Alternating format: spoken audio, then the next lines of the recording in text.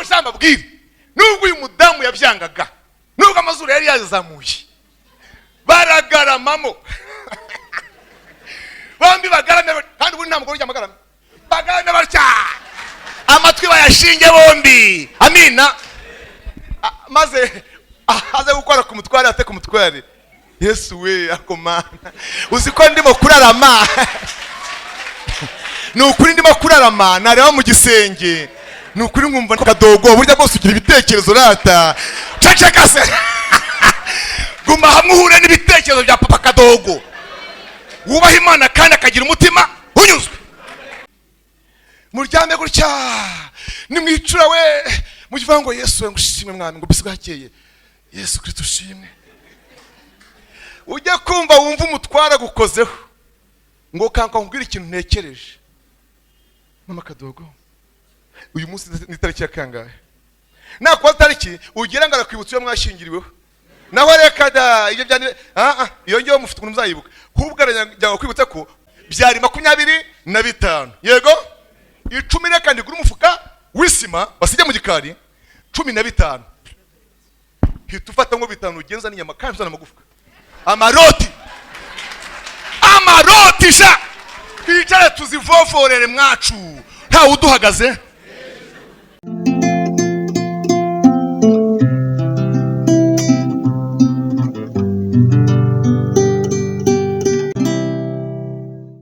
turambure Bibiliya zacu turebe ijambo riri mu rwandiko Pawulo yandikiye Timoteyo igice cya 6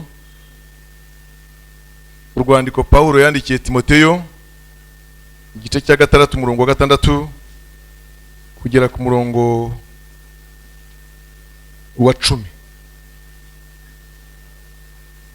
urwandiko rwa mbere Pawulo yandikiye Timoteyo igice cya 6 umurongo wa 6 kugera ku murongo wa 10 dusome icyakora koko kubaha Imana yo gufatanije no kugira umutima unyuzwe kuvamo inyungu nyinshi kuko ari ntacyo twazanye mu isi kandi ntacyo tuzabasha kuyivanamo ariko ubwo dufite ibyo kurya n'imyambaro biduhagije tunyurwe nabyo kuko abifuza kuba abatunzi bagwa mu moshya no mu mutego no mu irari ryinshi ry'ubupfu ryangiza bikaroha abantu mu bibahenebereza bikabarimbuza kuko gukunda impiya ari umuzi w'ibibi byose hariho abantu bamwe bazirarikiye barayoba bava mu byo kwizera bihandisha imibabaro myinshi dusome imigani igice cya 13 umurongo wa 11 imigani 13 n'umurongo wa 11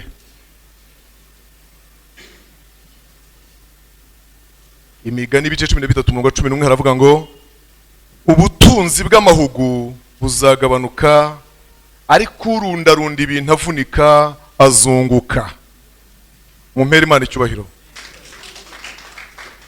dusenge Imana se umwami wacu Yesu Kristo Imana data kandi turagushimiye guhera kuri uyu munsi wa mbere kubw'umuryango udukinguriye kubwo kutubohora ingoyi nyinshi za Satani ubwanjye umpaye imbaraga ncubuje ngiye kumara iminsi yose uko ari 7 hano ndagusabye ngo uzahagararane nanjye muri uyu mwanya ni umwanya uteye ubwoba udakwiye guhagaragwamo n'ubonetse wese nuko ashatse kose n'igihe ashakiye cyose ndagusabye ngo ubwenge bwawe bw'umwuka bwinshi buzabe muri iki zagabura ijambo ryawe nshizamanga kandi nzabikore uburyo nazabihemberwa atari ugutera waraza cyangwa kurangiza umuhango ngo nuko bantumiye cyangwa nishimire gutumirwa no gukundwa gusa nibagirwe ko hirya hari ibihembo zanshoboze rero iri jambo uriho umugisha muri jye urigira rinini mu bazaryumva kandi umwuka wera azamfashe kurisobanura guhera nonaha n'aba bose bateze amatwi waye kuryumva no kuryumvira ryubaka ibigomba kubakwa ariko rinasenye ibigomba gusenywa mu izina rya Yesu amen. hari ku itariki ya 31 z'ukwezi gushize, nari ndyamye mu cyumba bari bancumbikiyemo, ubwo ni muri paruwase bita Nzige, uzamutse hano ku Muyumbu muri Rugende ugahita ku Murehe, Irusheshe ni Nyakariro ni Karenge ujya kuri Mugesera. Iyo paruwase naho ngayikorera. Bibaye isa 8:20 nkuko bisanzwe ko mbana n'Imana, irankangura insaba ko tuvugana.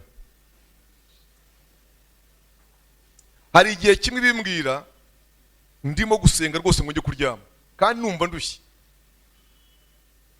gambwira iti ntabwo uyu munsi uryama, ndagushaka ngo tubonane tugira ibyo tuganira.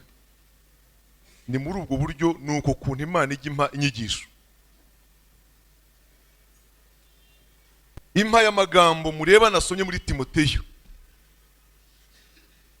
avuga ngo burya koko. Haleluya.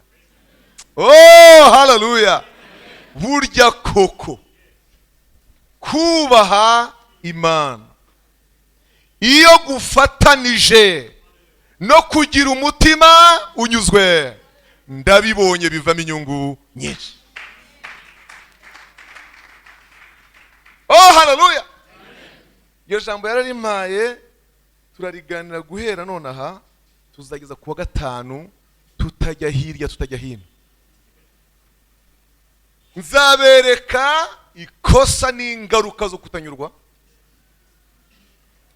Abadayimoni, abantu birirwa bacyaha ngo b'umwaka n'inyatsi n'iki byose, bamwe muzabasanga mu kutanyurwa.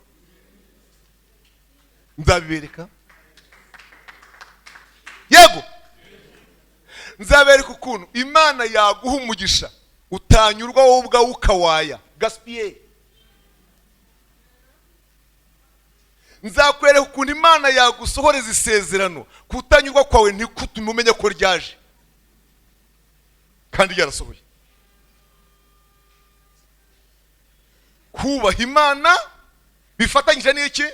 No kugira umutima unyuzwe, bibyara inyungu nyinshi. Pawulo aravuga ngo kuko tuza mu isi ntacyo twahazanye kandi nta n'icyo tuzayivanamo. Yego. Aravuga ngo nuko rero niba mufite ibyo kurya n'imyambaro bibahagije munyurwe nabyo. Probleme sasa, imyambaro ihagije abari ingahe, ibyo kurya bihagije biba bingana iki? Alala, icyo tuzagisuzuma nacyo. Ngo kuko kwifuza kuba abatunzi, yego, biroha abantu mu mutego, yego, no mwirari byangiza, no mu bibahenebereza burundu bikabarimbuza. Ngo ndetse bishobora kuvana n'abantu mu byizerwa akava mu byo yizera kubera kurarikira gusa. Nyiri jambo tuzaganira rizagenda nari adusomye, bivuze ngo ubutunzi bwose bw'amahugu buzagabanuka, ariko harimo akantu k'isezerano Imana yacometsemo kavuze ngo nyamara urundarunda utuntu avunika azunguka. Amen. Urundarunda ibintu avunika azunguka. Hari utumva ikinyarwanda utacyumva? Ndabona barimo musemurira. Undi ninde utumushakira usobanura? Ureba rebe atazagira umuntu urenganira muri twe.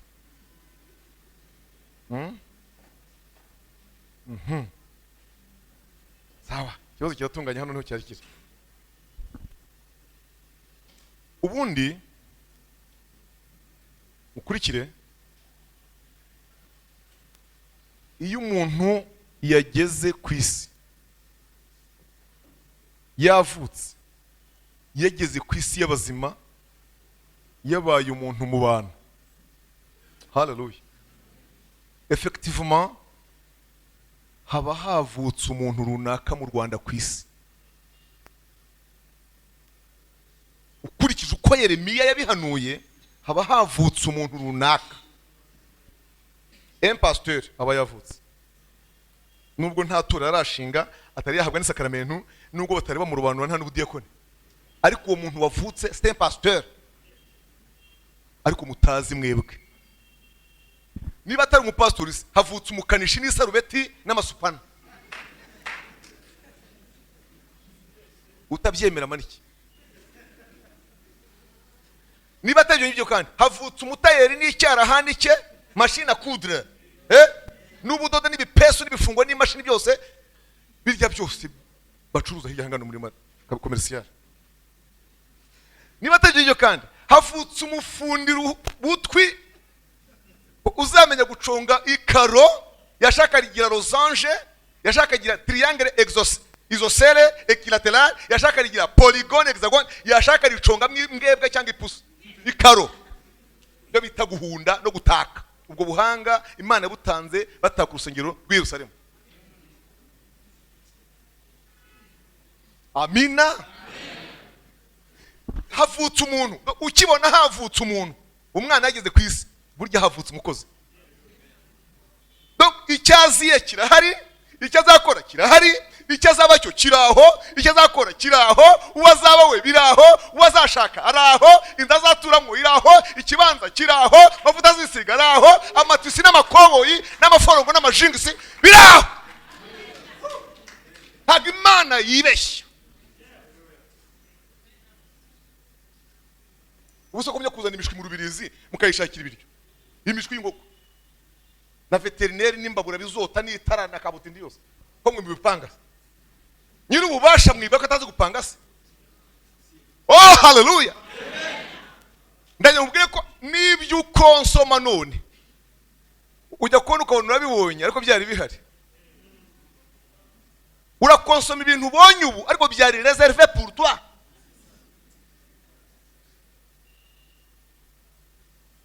Haleluya. Iyo mpamvu mbona tutambara kumwe kandi buri wese akaba yabereye ukwe. Wambaye ishati y'ibubu yumva yaberewe ukwe, wambaye amaboko ageze ahangaha yatebeje n'umukandara we yaberewe ukwe, wambaye yalinye cyangwa itagira imirongo yaberewe ukwe. Nirusa nabi muri mwese sungu kwisi yose kandi bambara uniform bifite impamvu bitera runaka kuri fete cyangwa muri korali. Ibyo byose Imana ibikorera kugira ngo chacun doit être rassasié, abanyuzwe yumva baye suffisant, yumve haleluya aguwe neza. Buri wese bimuhaze, buri wese mugwe neza, yumva merewe neza. Kwita isi yawe, nawe kwikoboyi yawe, nawe kwijingisi yawe, suppress zawe komeza nuko, nawe izo congo zawe hataho, siko mujya muzita simbi. Ariko byose byari reserve kera byateganijwe utarabaho. Ibyo rero sifa kwake Bwana. Nibyo byatumye Yakobo ahamagara abana be were ku mfura ya Rubeni abavugaho amagambo atandukanye. Ibyo yavuze kuri Rubeni sibyo yavuze kuri Simiyoni, ibyo yavuze kuri Simiyoni sibyo yavuze kuri Lewi, ibyo yavuze kuri Lewi ntabwo ari byo yabwiye Dani, ibyo yabwiye Dani sibyo yabwiye Izakari, ibyo yabwiye Izakari sibyo yabwiye Asheri, ibyo yabwiye Asheri sibyo yabwiye Zebuloni, ibya Zebuloni kandi sibyo Nafutali, kugeza kuri bucura bwe Benjamin. Buri wese yamuvuzeho uko azaba n'icyo azaba cyo. 10 n'abara bahetura kwatabuze so kwatagize uwa buri cyo avuga hose. Gigutangaza uko ari 12 bose nta numwe yisumukanishi, uko ari 12 bose nta mupilote urimo, yego uko 12 bose nta mwubatsi nta mutayeri.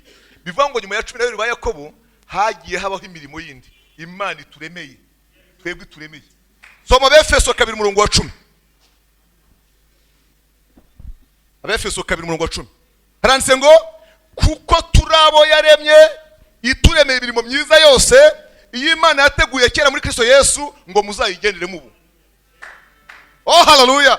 Turabo yaremye ituremeye imirimo myiza ingahe yose iyi Imana yateguye kera kugira ngo tuyigenderemo. Oh haleluya. Oh haleluya, izina ry'Imana rishimwe cyane. Mwige kunyurwa bene data, mutunge umutima unyuzwe, maze muwuhuze no kubaha Imana, muzareba inyungu bizabyara. Sifa kwake Bwana. Haleluya. Mutunge umutima unyuzwe, ugende no kubaha Imana. Naravuze nako se, kuki Pawulo ibintu byo kugira umutima unyuzwe abitwaranye no kubaha Imana? Nase ubu ngubu umuntu yubashye Imana nubwo atanyurwa icyo yabitwaye yubaha. Écoutez mes frères et sœurs, umuntu yubaha Imana ubwe yumva nabyiyizeho ko yubaha Imana. Yewe natwe tumuzi twumva tubona rwose nk'ibintu nk'icyenda ku icumi by'uko yubaha Imana, ariko ntanyurwa. Ubwo se kubwiye ngo kutanyurwa kwanjye ni droit zanjye, wimatira kunyurwa ndumva ntaranyurwa. Avuga ati yewe nubaha Imana, ni impate rero ibintu sindanyurwa. Wabigenze ute? Aho ngaho ngeze aho ngaho ndabona hari abantu batari bakumva dini. Niko mama, niko nshuti yanjye, urumva ukumvise ra? Donc umuntu yubaha Imana, natwe abamureba tubona yubaha Imana, ni wabona havuka wabona yubaha Imana. Ariko arakubwira tumva wimatira kunyurwa kandi je numva ntaranyurwa. Niba nyubaha ni imputuntu n'utundi impaka zinyarutarama akazu gasobanutse nakarava fo kandi plus sindanyurwa rero. Niba nyubaha nanjye ni impatu tuntu nk'utwe abandi bana. Kumvikane wavanaho amagambo yo kumwigisha. Ariko ati niba nyubaha Imana kameme ndumva ndi free kuyisaba ibyo nshaka, sindanyurwa rero ntagira akora. Iyo umuntu abayeho gutyo kandi mbabwira ikintu kivamo kibi, mushiki wanjye nareke gusoma we Mana yanjye. Dada narigeze sana baba ndashungire vure muzakwinjiza ngombwa narigeze baba ama we mu Efeso twavuye kare, mu Efeso twavuye kare kuko turawerebye turemeye imirimo myiza aho twaharenze kare. Ubwo se urumva ndi mu mugende gute mushiki wanjye uriye? Yarebye mu Efeso ati mu Efeso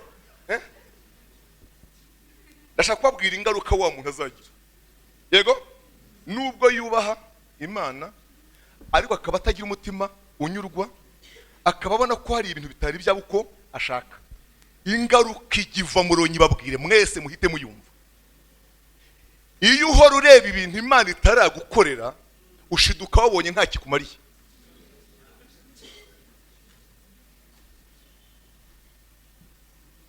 Ça c'est la conclusion. Iyo ni conclusion y'ibyo navugaga nonanga. Iyo uhora ureba ko yego urumva urayubaha, yego urayubaha, ubaha Imana. Ariko iyo uhora ubona ko nta, donc iyo uhora ureba ibintu itari yagukorera, murahumva nshuti zanjye, ugahora uhanze amaso aho kubara ibyo yakoze ukabara ibyo itarakora, uhora wumva nta kiragukorera, uzashiduka nawe wibwiye ko ntacyo ikumariye.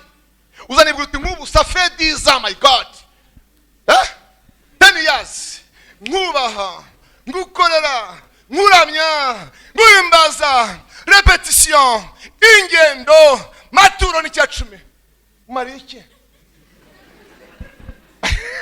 Ukiyibwira gutyo deja ibikweto byose wambaye, izisongoye, izibibwati, iz'amataro maremare, izikare yasi n'ikirere, byose ntacyo uzaba wibuka. Ensemble za mauve, iza gris, iza rouge de bordeaux, tout, la, matisi yarinye, tout, byose uzaba ubyibagiye ko yabikoze. Urahumvise ubwo? Nubwo babwiraga abantu ko bubaha n'abantu ariko bakuzi.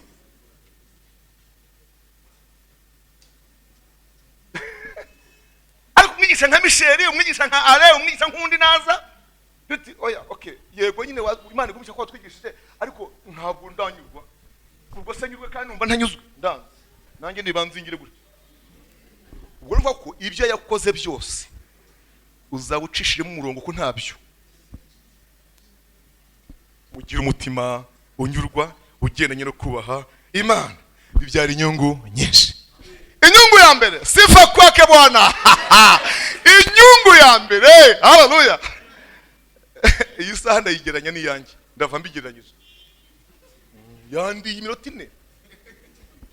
Inyungu ya mbere, yego, nuko iyo ubari imigisha, iyo ubayeho mu buzima bubari iki? Imigisha. Haleluya.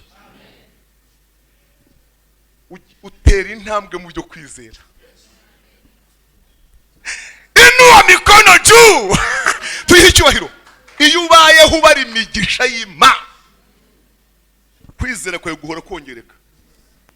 Kavuga uti oya niyo bambe we, ndazibuka zangweto man. Yapa n'umukara aho yaturutse ndahazi rabi we. Ndarokonesa ya bubu yanjye nayo. Uko yaje nakumbuka yote Bwana. Sifa kwake. Kaga saha nako mwami ndakibuka rabi. Ntabwo nibagiwe neza yewe data we. Yego aya maso gisarashaje ari uko yambaye nabyo ndabyibuka. Donc ibyo bintu wibuka n'ukuntu byabonetse ukumva birakubwira ngo humuri yakoze ibi. Iyo ni inyungu ya mbere yo kubaho wubaha Imana kandi ugira umutima ugizwe. Inyungu ya kabiri, oh haleluya, yo kunyurwa ukubaha n'Imana. Ntabwo ugaspia iby'Imana iguhaye. Ndashaka ko tuvuga kuri gaspillage, wenda bari duhagarikiraho uyu munsi. Hano muri Kigali hari indwara turwaye. Abenshi muri mwe nabatanze kuyigeramo. Abantu bageze aha ngaha muri Kigali muri 79. Urukiko rukibaho inzu ya Rubangura ihagaze. Urukiko rwa leta. Ibamanike. Manika shamadan, urakoze no kuri Imana. Gira utya no kuri. Dore nguyu umwe, munyereke undi. Munyereke undi. Rompwe ntiwamenyaga n'ibihaba. Kira cya rompwe ntiwamenyaga niba gihari, akwa rukiri muto wenda ndakuzi cyane. Uyu ndamuzi cyane ari umwana muto cyane rwose. Kandi nawe uranzi. Uranzi no kuri. Yari umwana mutoya muto rwose bebe. Noneho rero aha hantu muri Kigali aha hari ikintu mazi kimaze kuhagera rwose. Ni ingeso kandi nibwira ko ishobora kuba iba mu migi yose, ariko abantu bigishwe bayirwanya. Kugura ikintu utateganije. No muri ekonomi nge siyo nize. Sinigeze niga ekonomi, ariko nzi ko kugura ikintu mu buryo buri improvisé, mu buryo butateganyijwe nta ekonomi irimo. Kuko ushobora kugura jakete y'ibihumbi 18 kandi mu rugo umuceri washize. Umuceri niwo wari prioritaire, ariko uhuye n'ibitari prioritaire kubera kutanyuguhita ugwira iyo jakete. Hano nambaye agasaha keza cyane naguriye Usaka muri Zambia. Akaga karagakunda cyane. Maze amfashe kumyega kankorere neza mbega katagi kanta mahane kanteyo. Ubu rero umuntu utanyurwa yahura n'ikindi kishene shene bengerana ukuntu nishaka yenda kabirimo nk'inzogera byutse umuntu muri yo shene ugasanga inda yiretse. Yego izi mobile muri abadutunze hari abantu bagura telefone gusa kuko haje nziza. Programu zose zari muye no muri yo ziri muri yo ngiyo no muye zabagamo. Niba ari ugufotora byari birimo, ariko gusa ngo abonye ukuntu kameze kari bien portable, kari bien présentable, akakawuza sasa aho kanyanye okanye akazasiga ashaka wenda uwo yahiyo ngiyo yamuhombya yagira tumva nawe kumuhombya. Wabarize ekonomise ukazamisha byo guhombya. Ibyo byose ni ukutanyurwa. Uhuye n'abahungu birukangana inkweto ahangaha, nibazibye nibazifashe kuri devise ukibona mu byukuri wawe hari inkweto twumvikana mu rugo hari inkweto. Ndemeranya n'umuntu wayigura koko amazi iminsi afite igitekerezo cyo kugura inkweto, none gize amahirwe imusanze no hafi atagombye kuzajya kwishaka gura. Ariko mu rwari inkweto izana kuzwa siraje notre pratico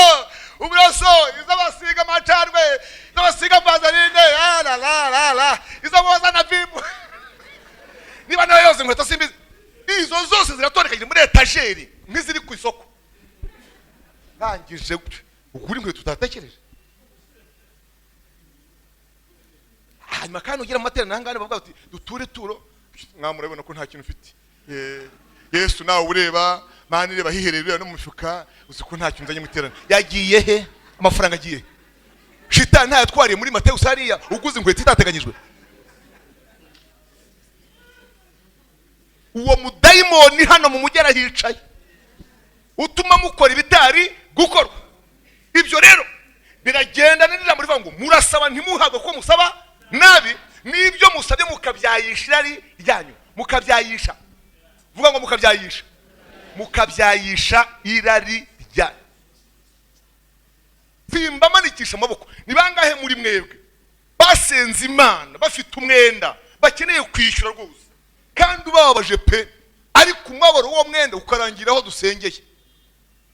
Ejo umuntu uri hariya mu Buholande yakwereza wenda nk'utuyero nka 200 tukiza ya baba sostomati karito ikibonde isamake mbisi bavanyemo amahari byose ibuhore, hanyuma isaha yarado. Ibyo biri mu byo wasengeye? Ndakubaza, ikibonde cyakuraje mu masengesho? Tuvugana ukuri, ibi bintu warabisengeye? Ibi ngibi usanzwe bihaha Imana ibigwa mu gihe cyabyo, ariko icyakujyanye mu masengesho kuwa kane w'igishize ukarara ku musozi utundwa n'imbeho wari umwenda. Uragenga Imana iguha amafaranga ikurikiza n'urupapuro ruvuga ngo ayo ngayo ngo kugira ngo wishyure ngo uko nabyumvise. No, ibyo ni umutima unyuzwe no kubaha Imana bizabikuyobora.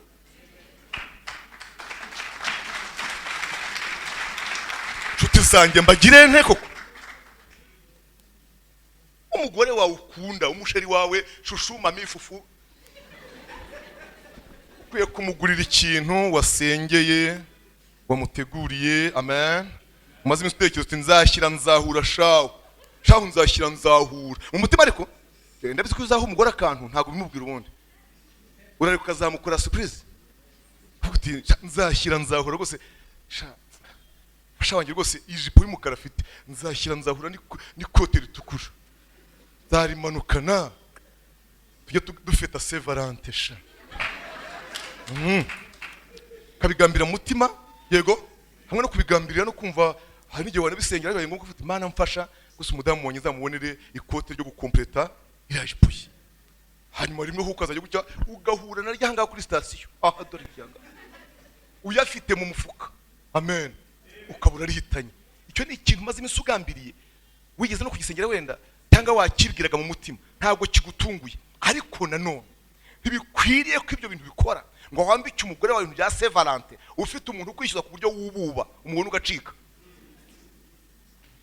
Yo ni ukosa abanyamujyi mufite kutishyura kandi mukifata neza. Yo mpamvu Michel ntajya nguza rero, ubu munde basinya nguza kandi simbasabye ngo mwese mumere nkanjye, ariko ngujije nakwandagara natibara. Ariko namwe bafite aza mu gihe kizwi cyateganijwe, kumenya uko muyakoresha mukabanza mukanyurwa nayo. Yesu adufashe. Amina. Nuvuga ngo ikintu cyiza cya kabiri cyo kugira umutima unyuzwe no kubaha Imana nuko Imana ishima ugukoresha ibyo iguhaye. Imana iragushima. Iyo gushima rero haba hari siporo ko yanakongera. Hallelujah. Nigeze nganira igihe kimwe n'abantu bubatse ingo, abagabo n'abagore. Narimo mbigisha ijambo riri mu migani rivuga ngo umugore umutima wese yubaka urugo ariko umupfu we ubwe ararusenya. Imigani 14. Nsobanura ukuntu umugore w'umupfu yasenya urugo rwe. Umugabo wawe madamu bihangane ko mvuze gutyo, umugabo washobora kubwira ati madamu uzi ko nakurongoye dukodesha, tubyara uburiza dukodesha, tugira ubuheta dukodesha. Bwana madamu, Noheli y'uyu mwaka irasanga ndi mu nzu yanjye. Se komusa hari abagabo bateye gutyo bake, ariko bake umugabo rero umeze gutyo mwabadamu akubwiye gutyo wihanganira imbwija n'utuntu tw'imiteja gutyo n'utuntu tw'ubutoryi, ubwo umugabo yarakariye kubaka iki? Inzu. Ubunye wambara uburi bayifite n'utujipo gutyo ngutwo atari uko kwanga kandi ahubwo arajyanga kuri ibyo agomba gukora. Ibyo bintu Imana yabishyize mu mitwe y'abagabo gusa. Niyo mpamvu Petero yandika yavuze ngo bagabo namwe yego mwubaha abagore banyu kandi mwerekana ubwenge mu byo mubagirira byose, ngo kuko ntago bameze nkamwe bo n'inzabya zoroshye zidahwanje namwe gukomera. Ari gihe rero mubwira uti madamu rero sha madamu wanjye sha chérie urumva bwana tu vas patienter sibyo chérie kuko muri décembre le 24 tuzara twimutse ego nkabega mu gusa tuzimukira hehe mu gusa tuzimukira hehe kamwe tumva aho tuzimukira byo wenda ntabwo neta mukwereka mu cyukuri ariko ndumva mpatwite ndumva nshaka noheri zadusanga mu nzu yacu. Reka mvuge ko ashobora kubira gutyo ikibanza gihari yego yiringiye ko nibura kuri buri kwezi azajya abona ibihumbi nibura 40 kugeza ubu ngubu amabati yagabanukiye, ubwo ni amabati 10 ntarimo hasigaye amezi angahe se ngo ukwezi kwa 10 kugere buri kwezi amabati 10 sa amabati 40 muza amabati 40 inzu yubaka yubaka inzu nibura ifite 9 kuri 6 harimo icyumba cyawe kinini rwose kinini uzashyiramo purakari na garderobe na ikindi cy'abashyitsi n'icy'abana b'abakobwa n'icy'abahungu n'icy'ibintu byose birimo.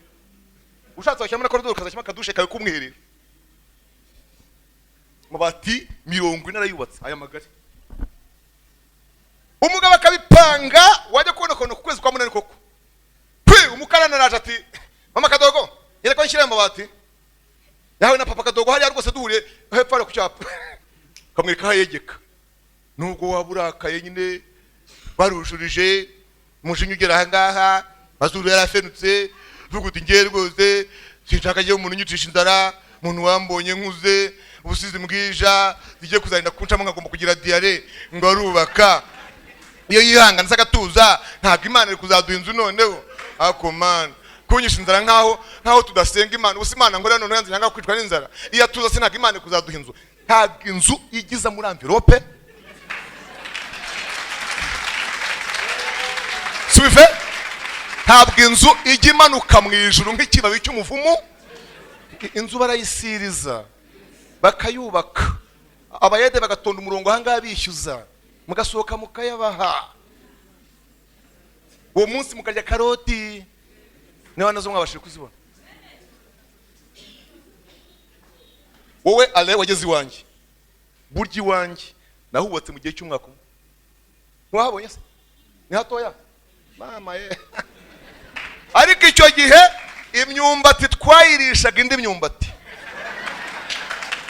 Ubwo icyo mvuze muracyumvise ntacyo mba mushamda imyumbati yaryaga indi myumbati. Ariko ubu ndi mu rupangu rukinze na portaye yarwo kadasire na nexe mu rugo aho ngaho n'amashanyarazi. Aho rero nahigiye ikintu gikomeye hari ifite kwizera Imana yari insezeranije muri 83 mu kwa kabiri ko yabisoje 9 ikabisoza nyivanye hasi nyiyubakiye kwitavuye mu ijuru ko nta muntu wayibatse ngo namara kwizuza se ambwira ati ngo ngwimfunguza igashima kubikora gutyo yagira ngo uyu munsi nje mbona uko nigisha. None rero yanzu koko kuri Noheri amina Noheri bura iminsi 3 sifa kwake hakaba hamaze irahagaze irasakaye ni rukarakara wenda nta nigishahura yego umugabo rero warakaye burakari butagatifu agahamagara umuntu ati nshiriraho urugi hari imbere n'urundi kunyuma gusa ku muryango wa shambure yacu. Urabona cya kiriro twagira cya kintu cy'igitenge wagiraga ufata ibitenge bya gukora ibintu tubyomekeranye birahinduka iki mukinjira mu nzu yanyu nkuko yabisengeye Noheli gasanga muri mu nzu yanyu. Uti nti perform. Mwagiye mbabare ko buri wese aho yavukiye nubwo ntahageze ko mpazi. Uti ntabwo icanye. Ongera usubire ku gatadowa n'ubundi niko wigiyeho. Niba wanga ibintu bikujya mu mazuru gura buji basi ya senkana. Ariko shamba bwira nubwo uyu mudamu yavyangaga nubwo amazuru yari yazamuye baragaramamo. Bombi bagarame kandi ubu nta mugore ujya bagarame batya amatwi bayashinge bombi. Amina. Maze aze gukora ku mutware ate ku mutware. Yesu we akomana uziko ndimo kurarama. Nukuri ndimo kurarama nareba mu gisenge. Nukuri nkumva kadogo burya bose ugira ibitekerezo rata. Ceceka se. Guma hamwe uhure n'ibitekerezo bya papa kadogo. Wubaha Imana kandi akagira umutima unyuzwe. Yatagira umutima unyuzwe yari kubanza mugapavoma kayitara karabasasi muri dushe mugashyira mu dukaro. Mama we jyamo aho muzogera muzaharambura agafuka k'akadeyi. Agafuka k'akadeyi uzahogera kandi n'umugabo wawe hazaba hanoze. Igihe kizagira pavomize n'amakaro aze oroha. Iyo ni Noheli rero buretse ya tariki umwishyuza yaziraga rero igere muryame gutya nimwicura we mukivuga ngo Yesu we ngushimwe mwami ngo bisi bwakeye Yesu Kristo ushimwe. Ujye kumva wumva umutwara gukozeho ngo kanka nkubwira ikintu ntekereje. Mama kadogo uyu munsi ni tariki ya kangahe? Nakuba tariki ugira ngo arakwibutsa iyo mwashingiriweho. Naho reka da ibyo byane iyo ngiyo mufite ukuntu muzayibuka. Hubwo arajya kwibutsa ko kuri iyo tariki umwishyuza yabagageze ku muryango 6h du matin. Ahita ati ayo twayaga dutanga kuri iyo tariki n'ubundi ari hano arahari. Yego byari 25. Yego 10 reka ndi gura umufuka wisima basijya mu gikari 15. Hitufata ngo 5 ugenza n'inyama kandi uzana amagufa. Amaroti sha twicare tuzivoforere mwacu nta uduhagaze. Ariko iyo mutagira umutima unyuzwe horavuga ngo oya ngo ntago yaba yuzuye ngo kandi sinajya mu rwondo ngiye ngo urabizi nyine ngiye urumva ngo maze ngo n'icyo kibisi cyo kimpumure ngo ngwa rucurane kuva ryarize kuva ryarahumurwa n'icyo kibisi kwa rucurane. Kutanyurwa ahubwo icyo kigutera. Maze mbeke dusenge mujye ku kazi na hejo muhaguruke. Tuzakomeza ejo abasenga mu dusengere. Imana yo mu ijuru tugushimira ijambo ryawe.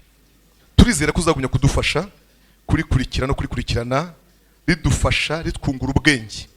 Tuzarebera hamwe uburyo Satani yangiza imigisha yacu aprofise kutanyurwa kwacu. Kandi nizeye ko imitima yacu izakirira aha tukunguka byinshi mu kukumenya no kumenya ko dutunga imigisha yawe. Mu izina rya Yesu Kristo umwami wacu. Amen. Mani bagire neza.